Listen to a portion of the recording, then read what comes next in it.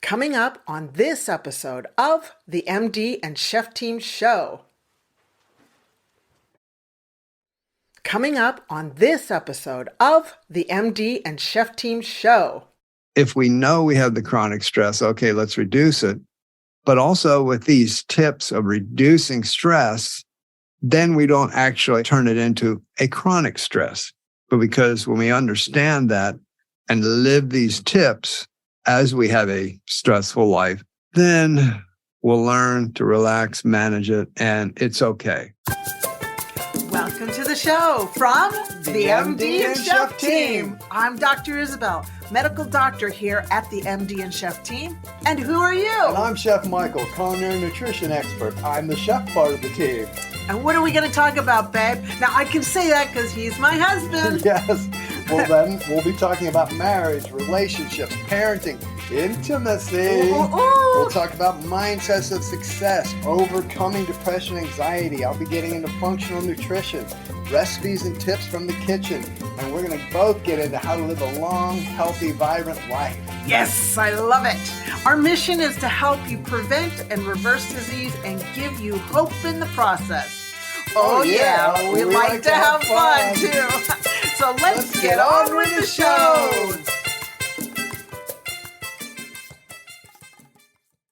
Hello and welcome to the MD and Chef Team. I'm Dr. Isabel, and today we get to hear from Chef Health Coach Michael. Hi, babe. Hi, babe. He's my husband, so I can say that. That's if I'm on a podcast. Oh, hi, babe.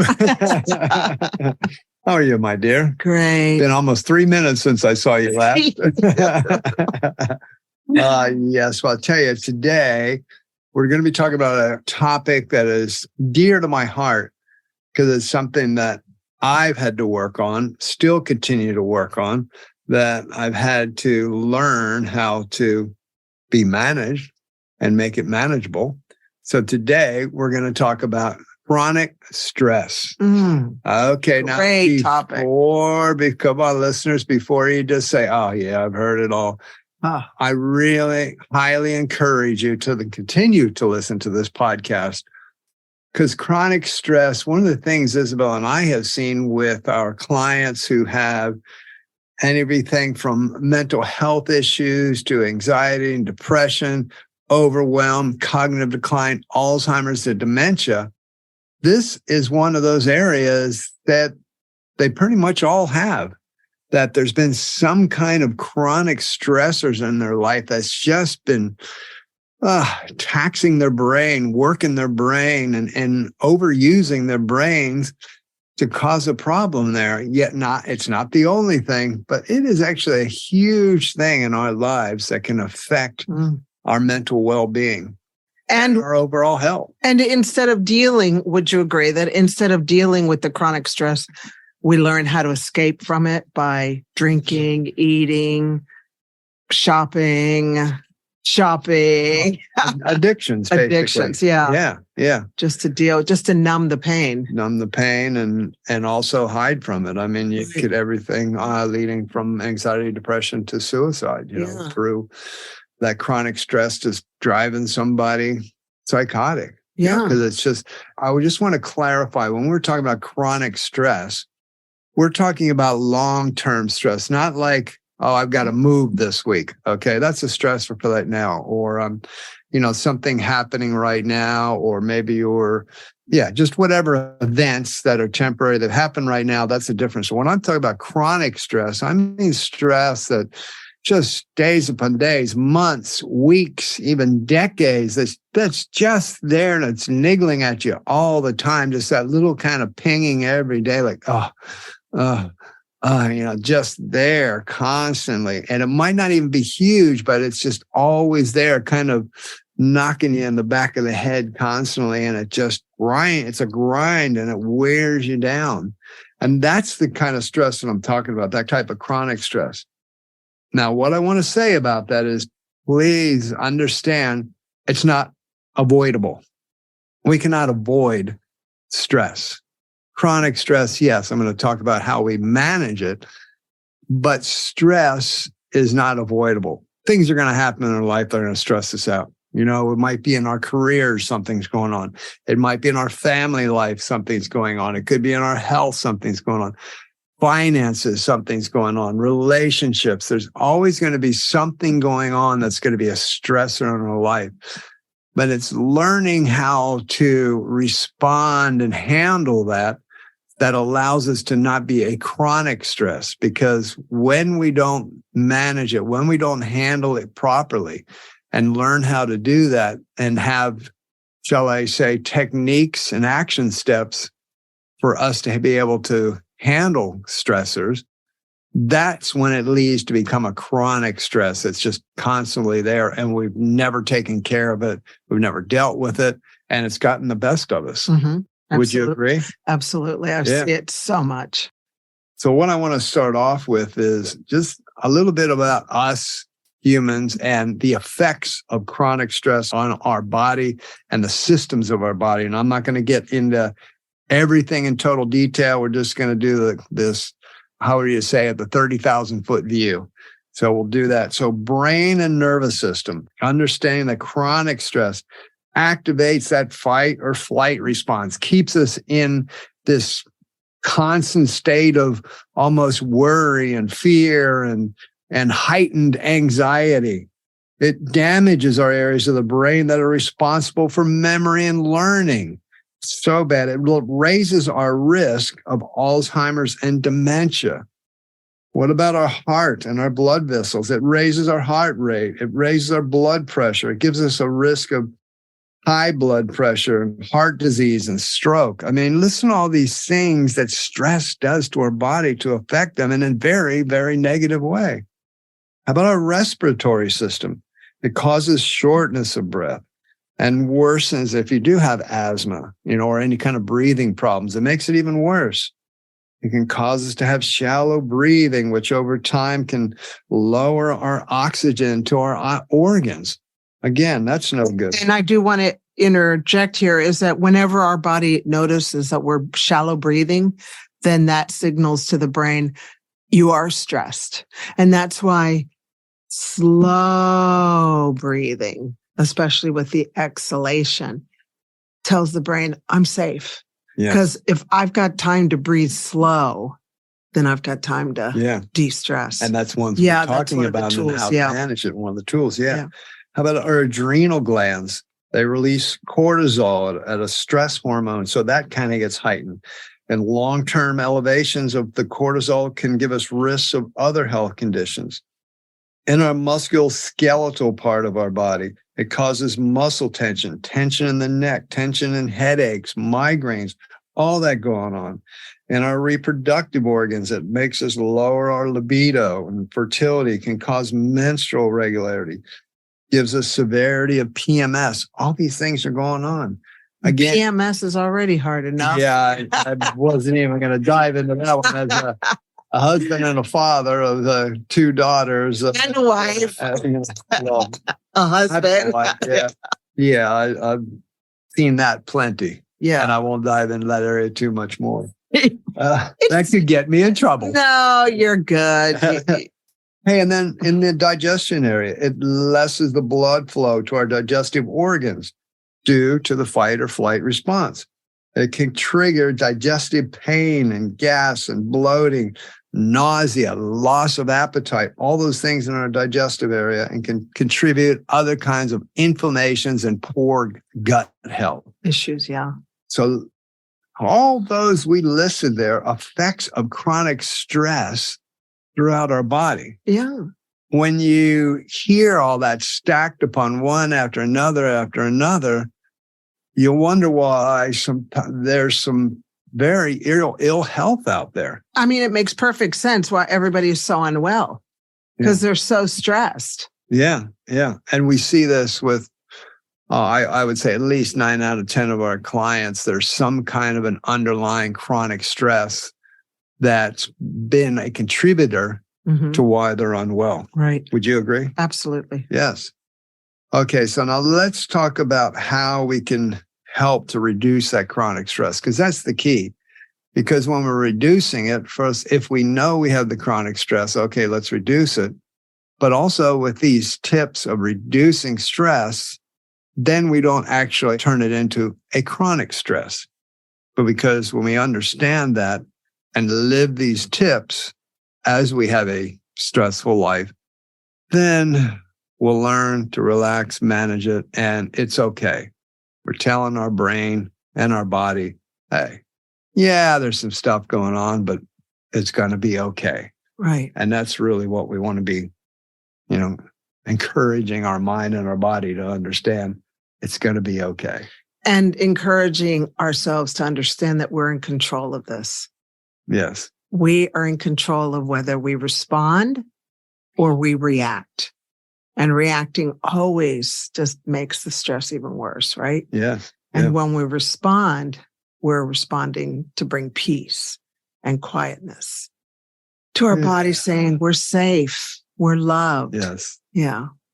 So peace, I think peace is one of the big things that you lose with chronic stress because you're just constantly agitated and you can't, Yes. Yeah, I know. We both know. I agree. That's why we love this topic. Okay, so some tips for reducing chronic stress or even daily stress so we don't have chronic stress. You touched on one earlier about breathing. Learning that, if I am starting to get some heightened feelings and that, seeing it, understanding it, feeling it, recognizing it, and slowing everything down and start taking some deep breaths in and out and just, ooh. And it's amazing if you do that, even just 4 or 5 times, how everything just slows down, calms down, and go, okay. And you can actually, if you're in a situation and you feel heightened as far as tension, stress, if you just take 4 or 5 deep breaths in and out, it's amazing how it slows it down. You can actually think and you can move forward. And even sleeping at night, as we get into talking about sleeping, one of the best things you can do before you go to sleep is take some deep breaths and allow everything to slow down and relax. And one of the things I wanted to share with you here is it's very important to understand that you're in control of your breathing if you focus on it. Our body, our brainstem will breathe for us, but we're in control of slowing it down. And one of the things I teach people is to breathe in 4 counts, 1, 2, 3, 4, and then blow out 6 counts. It's always the blowing out. The exhalation needs to be more than the inhalation because that signals your brain, I am able to take good breaths. And it's that exhalation, the extra breath, the extra 1 or 2 breaths. Okay. Beautiful. Yeah. So that beautiful breathing. Meditation, prayer, whatever it may be for you, just understand on a daily basis, it is so good to have something quiet time, whatever works for you. But especially before you launch out into the day, having some kind of a daily routine where, especially in the morning and at night before you go to sleep, having, whether it's 2 minutes, 5 minutes, 30 minutes, an hour, we all have different amounts of time as far as, how much we prioritize it and how busy our schedule is. But at least giving yourself a few minutes to just be quiet, be peaceful. Whatever your spirituality is, whatever you believe in, go there. Let connected. your mind relax. Get connected before you launch out in the world. And if during the day you find yourself in just having one of those days, then step aside, go relax, sit outside in a park bench if you need to. Give yourself a chance to just, okay. I'm going to meditate. I'm going to pray. I'm going to be quiet. I'm going to have some solitude time and do that every day as you need to. Mm-hmm. Because self-care is not being selfish. Not at all. People have the permission to take good care of themselves. Yes. Beautiful. That's something we had to learn, huh? Oh, yeah. Yeah. Yes, most definitely. It brings up another one. Spend time in nature. Have you ever noticed that when you get out amongst nature, it just feels good? It's releasing. It's nice. Brings a smile on your face. You just, it's to get out into nature, enjoy nature. Actually, the old saying, smell the roses, enjoy the birds and the bees and the flowers and the trees. All the goodies that are out there. Yes, I was going to go into a song. I was just going to say, birds and the bees and the flowers and the trees, something like that. But do notice them. Do notice them. Relax in them. That's a really good de-stressor. Whether you can do it every day, I don't know your personal schedule, but whenever you can, even if at least once a week you can get out into nature and go for a long nature walk, gives you that chance to unwind and reflect and restart. If you can do it daily at whatever break you might have during the day, if you can do it for 5 or 10 minutes, fantastic. Get out in nature. Are you afraid of having Alzheimer's? Well, you don't have to anymore. You see, the most up-to-date medical research now shows us having Alzheimer's is an option. Yes, you heard me right. Having Alzheimer's is an option. You can learn how by having your very own personalized pre-code report. Now, you're probably asking me, what is a pre-code report? Great question. Pre-code stands for Preventing Cognitive Decline, and the pre-code report shows you what unique areas you can start working on right away. All of this has been made available by my genius mentor and medical doctor, Dr. Dale Bredesen, who has been researching this for 30 plus years and wrote the best book ever called The End of Alzheimer's. Having Alzheimer's is now an option. There is hope. For more information on how to get your pre-code underway, look for the link in the show notes. Now, back to the podcast. Which brings me to the next point. When you get out in nature, get some exercise. Take your clothes off. No. Take your shoes off. Take your shoes off.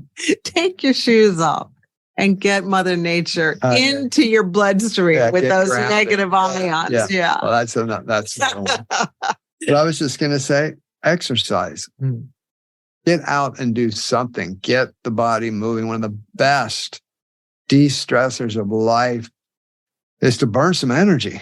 Get the body moving, whether it's just in your house doing 50 squats, whether it's doing some push-ups, whether it's taking a 15-minute walk, just doing something to get moving. It is an amazing de-stressor for the body, and especially if you just have quiet time where you're just walking and having quiet time, fantastic, whether you do whatever exercise you are doing, but it is an amazing de-stressor to burn off that extra energy, that cortisol, adrenaline that's running through the body, and just let that get eaten up by the body by exercising. Allow the body to relax a little bit. Oh, also what I wanted to say is when we were talking about prayer and meditation and that, another one is gratitude. What is gratitude? Well, for me, I feel just breaking it down simply is just saying thank you for the things you have in your life, whether you're saying it to a God, your God.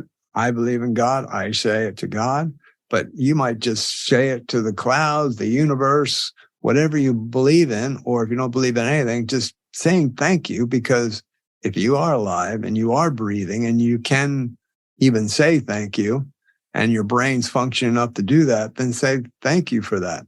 But it's amazing when you have gratitude, what that will relieve and stress in your life. Because you start seeing the good. You start seeing the good. Instead of just the bad. Switches the brain that way. I know for me personally, when I'm having what I call a heavy day meaning I feel like the weight of the world is coming down on me and stress is building it up and it's all piling up on me, I find that I'm getting into a, oh, woe is me type of day. Oh, woe is me. Oh, it's happening to me. Oh, why me? Oh, why does it always kind of happen to me? Why is it so tough for me? And I find that I have to stop and go, did I have any gratitude for anything today? Was I thankful that I'm even here? And when I flip that switch and just say thankful, for a few things even, all of a sudden it changes that mentality so quickly, and that stress level starts to drop. Mhm. And even so, if I even take 5 or 10 minutes to do that, boom, my mentality for that day totally changes very quickly. And that's why we pray and thank for the food. Yeah. Because you know what? A lot of people in the world don't get to eat. And for us to say, thank you for this food, I mean, thank you for the farmers that grew this food. Yeah. Thank you for the truckers who brought the food. Yes. Thank you for the salesperson that sold us the food. I mean, there's a lot of people that help us eat. To get it to our house. Thank you for the chefs Yeah. that make the food, like you. And thank you for the dishwashers, like myself, that clean up the dishes. Like, thank you that I've got dishes to eat food on. Yeah. Yeah. There's a lot to be grateful for. I get to be nourished with this food. Yes. So many people just start jumping in on their food without thinking or being grateful. I mean, that's just such a perfect time to say, hey, wait a minute, I'm stopping and I'm giving thanks for this beautiful, nutritious food. And I want to say, even if you're a person that doesn't believe in prayer and all that, it's not about that. It's about being thankful that you actually have food on your table and just acknowledging, hey, I'm very blessed. You might call it lucky. I call it blessed that I have this, and just saying, thank you that I have this.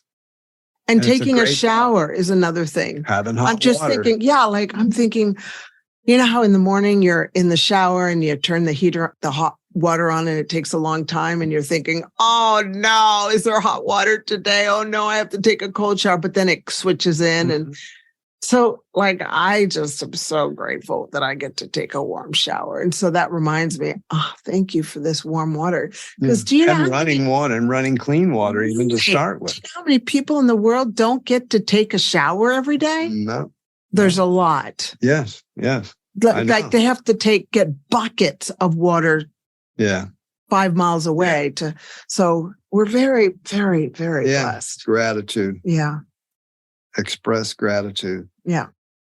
Nutrition. I'm not going to totally dive into this today because we could probably sit here for 4 hours and talk about the nutrition side, but optimize your nutrition. And what I mean by that is pay attention to what you're eating. Pay attention to what's going on, because understanding that your body cells, your body genes are regenerating every day. Every day, your skin, a certain amount, I don't know the exact amount, I forget, there's a certain amount of layers of your skin that actually every day you are shedding, just like any animal, and you're creating new skin, you're creating new cells, you're creating new genes. Your whole body is a new creation. You can look it all up. Each organ is kind of recreating over time. And what's going in is what's feeding that. So you are feeding your recreation of yourself every time you eat. So that's a big good thought. Point. Yeah. So understand what's going on. I mean, I always kind of say to people, well, would you, if you had this dog that, or cat or any animal or horse, that was a racehorse, would you feed them Big Macs all day long? No. We as humans, we always try to find the best for our pets, and then we go down and go through the drive-through and just throw something into ourselves, not even thinking what it is. How crazy and illogical is that? But that's us human beings. So I just want to touch on optimizing your nutrition, but then at every meal, having good meal hygiene. And what I mean by that is slow breathing and slow chewing. Breathe while you eat. Don't gulp it down. And choke to death. But also chew your food, because the digestive system starts in the mouth with saliva in the mouth. It's not supposed to be chunks going down. It's supposed to be chewed up, basically saliva, almost mucusy food going down. Liquid. It should be liquid in your mouth before you swallow, because that will help with the digestion. Yes. Does that happen in your mouth? Yeah. So proper meal hygiene, optimize your nutrition. all that will help to lower your stress levels because it's good for your body and feeding your body. A couple other things. One is have a hobby.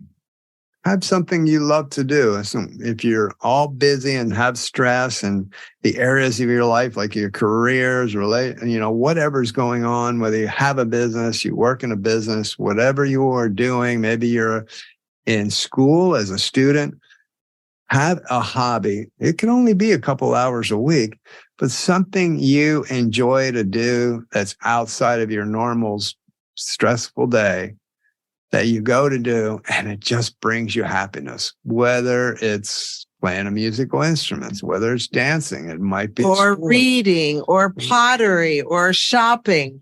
Babe, just make sure that's babe, yes, but just make sure hobby, that's not an addiction. No. My hobby is shopping and looking for beautiful things. Yeah. And if I can afford it, if we have within the money, within the budget, like we did today, we stayed within the budget, then that makes me happy. Yeah, for you, it's looking. You enjoy looking. I like looking and buying what's in affordable. the budget. What's in the board. Yeah. What's in the budget. What's in the budget. So that's my hobby, is shopping and pottery, just so you know. Yeah. Having a hobby. Yeah. Yeah. That's outside of what's causing you stress on your daily, and that'll help you out. Do that during the week. Have something that you can go do. And sometimes being your caddy when you're playing golf is my new hobby to be for the rest of my life. And if anybody plays golf, yes, golf is supposed to be not stressful. And if you play golf, you'll understand why I'm laughing about that. I make sure that when I'm out there, I understand this is not to be stressful. This is a walk in the park. This is enjoyable. Arrogant. Why did I miss that putt? You get it if you're a golfer. Yeah. And one other one I want to add, there's two more, but I want to add another one in: massage. If it's within your budget, get a massage. Mm-hmm.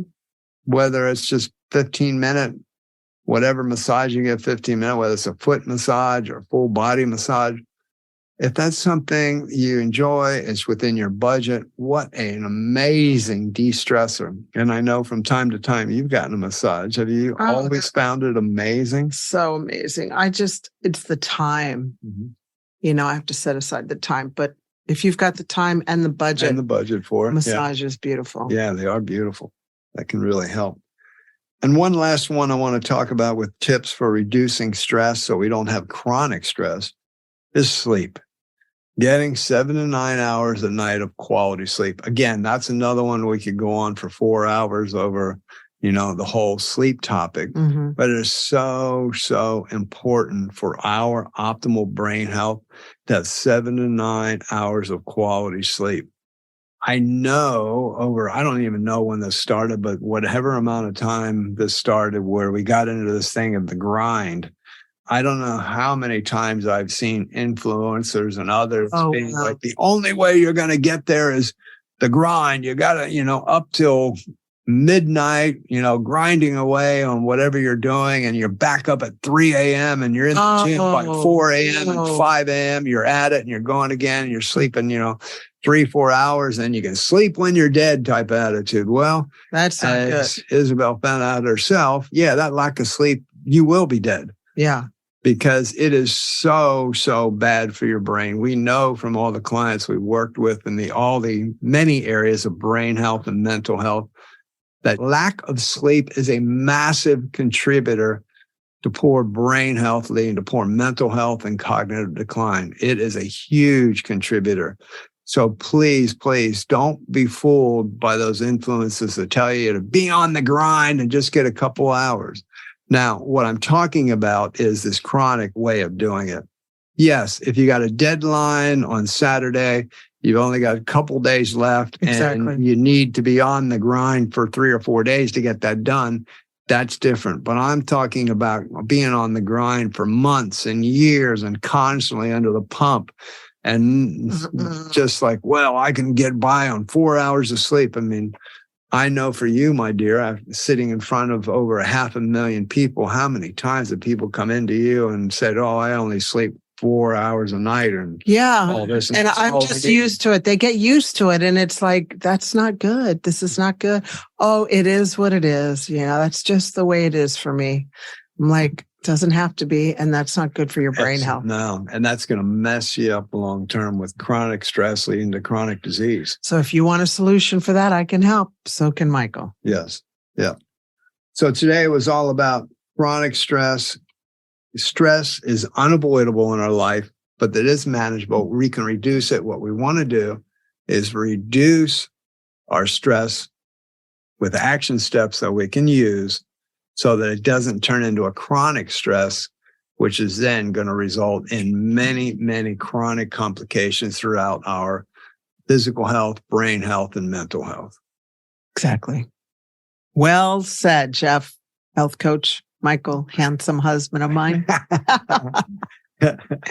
Thank you, my dear. Well, that's all I've got for today. So thank you for joining us out there, and we look forward to seeing you again. Well, not seeing you, but chatting with you again on the MD and Chef Team show. Bye for now. God bless you and have an amazing day. Bye-bye. Hello, Chef Michael here. If you enjoyed today's episode, we would love it if you subscribed to the podcast and left us a review. Hello, Chef Michael here. If you enjoyed today's episode, we would love it if you subscribed to the podcast and left us a review.